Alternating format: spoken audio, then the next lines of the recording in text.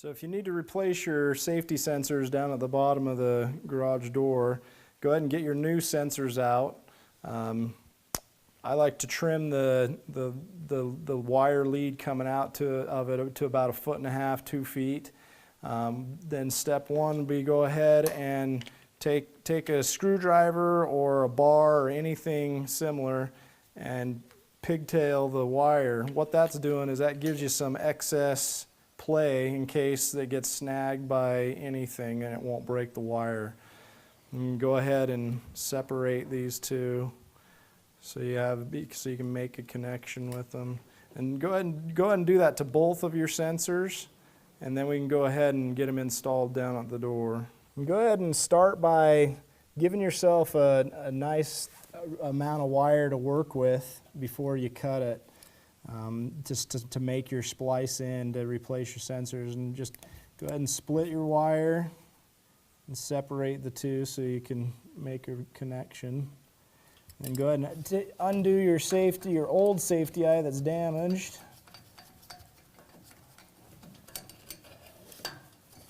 And pop in the new safety sensor.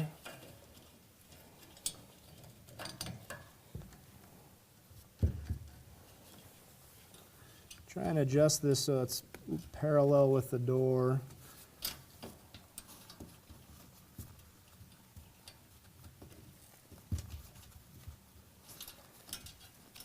Then to make your connections, you want to do your black to the black and the white to the white. I like to use a silicone-filled crimp-on connection.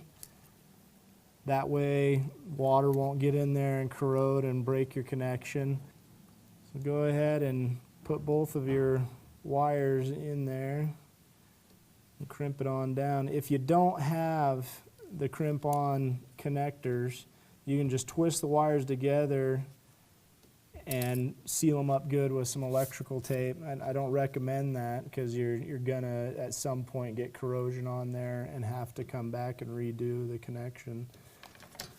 And go ahead and put your wires back out of the way of anything getting caught on them, and that wraps up getting your safety sensors replaced.